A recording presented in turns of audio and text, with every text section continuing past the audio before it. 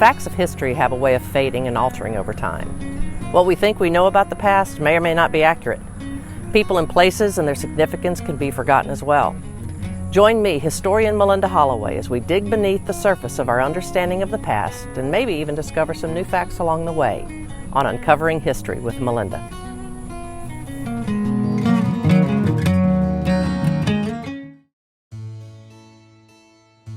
Every year when Thanksgiving rolls around, we remember the early settlers who came to this land from Europe to found the country we now know as America.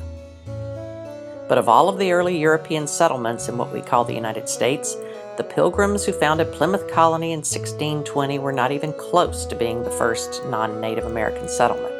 Traditional American history has focused on our British past when regarding early European settlements, almost to the exclusion of other histories. Obviously, Native peoples inhabited the Americas for thousands of years and established a plethora of unique settlements and nations, but which European settlement was first? Because Columbus had sailed in the name of Spain, the Spanish had a head start in exploring the Americas.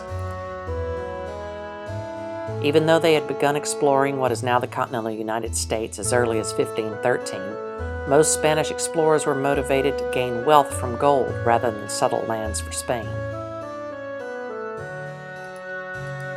But after more than 50 years of conquering and decimating native cultures in Central and South America, the Spanish finally tried to plant a settlement of civilians in what is now Pensacola, Florida.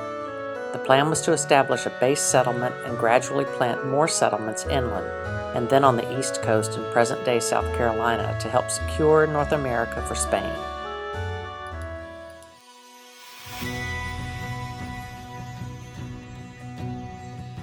I am standing on the site of Don Tristan de Luna's settlement near present-day Pensacola, Florida. It was the Spanish colony of Oshus, located on this slight rise on the edge of Pensacola Bay. In 1559, a group of 1,500 settlers led by Don Tristan de Luna left Mexico and landed in Pensacola Bay on August 15th. But after a few weeks before they could finish unloading their ships, a strong hurricane struck and sank their fleet with most of their food supplies. The bedraggled Spanish colonists tried for 2 more years to maintain their settlement, but Luna decided to abandon the effort and the colonists were sent away to other Spanish colonies. The Spanish were not able to secure North America for themselves before the French decided they wanted to stake a claim in the Americas. But by the mid-1500s, the Protestant Reformation was taking hold all over Europe. The French Protestants, known as Huguenots, were clashing violently with the French Catholics. So a plan was proposed to King Charles IX of France by Huguenot leader Gaspard de Coligny to let them undertake the settling of a French colony in America, thereby benefiting both France and the Huguenots. France could gain a foothold in the Americas, and the Huguenots could escape Catholic persecution in France. De Coligny chose fellow Huguenot and French naval officer Jean Ribaut to sail to America and find a suitable site for a colony. He left France in February of 1562 and reached the North American continent near present-day Jacksonville, Florida. Here at the mouth of the River of May, now the St. Johns River near Jacksonville, Florida, Jean Ribaut's expeditionary fleet first set eyes on the area that would eventually become the site of the first French colony in America. He set up a stone pillar to mark the site and continued sailing up the coast, naming rivers as he went. The fleet continued north along the coast to another suitable spot located where Parris Island, South Carolina is today. Ribaut left about 27 volunteers to remain at the site and construct a wooden fort. They named it Charles Fort after their king. Ribaut planned to return by the end of the year, bringing more supplies and settlers. Upon returning to France, he was caught up in their religious wars and fled to England. He conferred with Queen Elizabeth about starting an English colony in America, but her courtiers grew suspicious of him, and he was arrested as a spy and imprisoned in the Tower of London. While he was there, he wrote an account of his expedition and discoveries. Back in America, Charles Fort had one mishap after another. The volunteers soon gave up on their venture. They mutinied and killed their leader, constructed their own crude vessel, and those who did not die during the voyage made it back to France. Soon after their return, de Coligny assigned Ribault's lieutenant, René Goulain de la Dunière, to make a new voyage with 200 colonists to form a new settlement at the River May site, where Ribault first landed in America.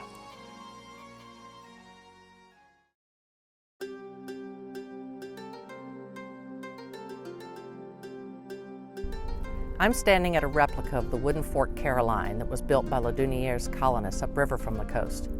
It's situated near a bluff on the River of May on the St. Johns River. This fort site is only a guess of where the actual fort was located. Many archaeological attempts have been made, but as of yet, the exact location of the fort has not been found. La Dunière and his colonial expedition reached the new site in June of 1564. The settlers included artisans and soldiers with some of their wives, and some who were not Huguenots. But the first year proved difficult. Food became scarce, and relations with the Timacuan people soured because the French depended on them too much for food. Plus, there were 2 mutinies against some of La Dunière's practices, and these mutineers sailed away to fend for themselves.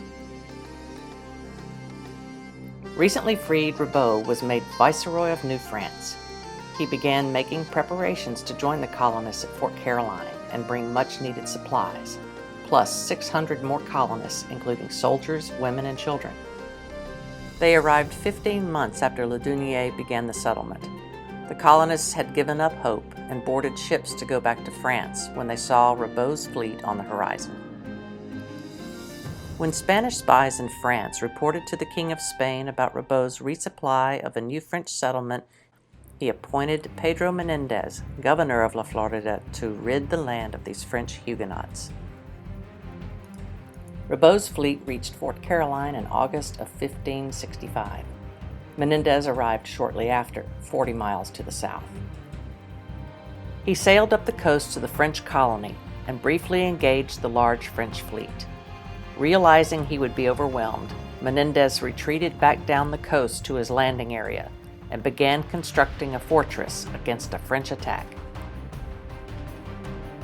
Ribault's force at Fort Caroline soon set sail to attack their Spanish enemies, but as the French ships neared the Spanish fort, the strong gales of a tropical storm began battering the fleet.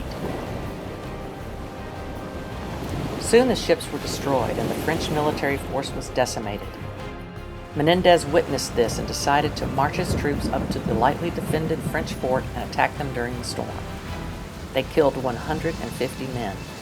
A few Frenchmen were able to get to a ship and sail away back to France, but they took the women and children captive, eventually sending them to Puerto Rico. Ribault's troops that survived the shipwrecks washed up on shore near present-day Daytona, Florida. They began walking up the coast trying to get back to Fort Caroline, but Menendez's force met them on the way. Ribault capitulated to the Spanish victors, assuming they would be taken prisoner. But Menendez hated Protestants more than he hated Frenchmen, so Menendez massacred Ribault and all of his men, except those men who were Catholic.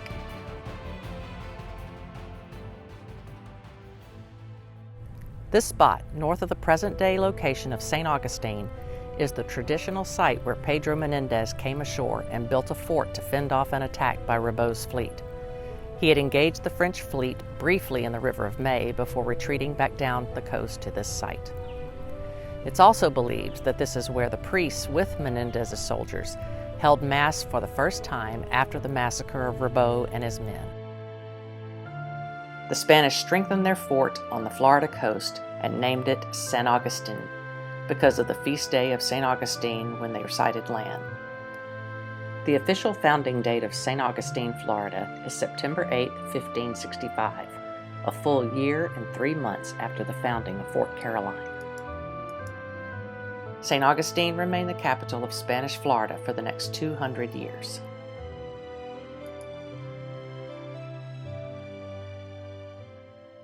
Over the next 3 years, Spain re-established the 2 French colonies as the Spanish forts of Santa Elena and San Mateo. They also planted outposts up the coast all the way to the Chesapeake Bay, and inland throughout present-day South Carolina, North Carolina, and eastern Tennessee, with a plan to make a trade route all the way to the silver mines in Mexico. The largest of these outposts was Hawata, near present-day Morganton, North Carolina.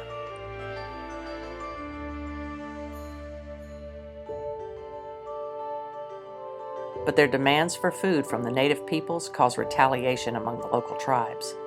By the spring of 1568, the native peoples destroyed the forts and pushed the Spanish back to the coast. It would be 13 more years before there were any new efforts made to establish a European settlement in America. The next attempt would be made by the English in 1585. Their colony would be remembered down through history as the lost colony of Roanoke in present-day North Carolina.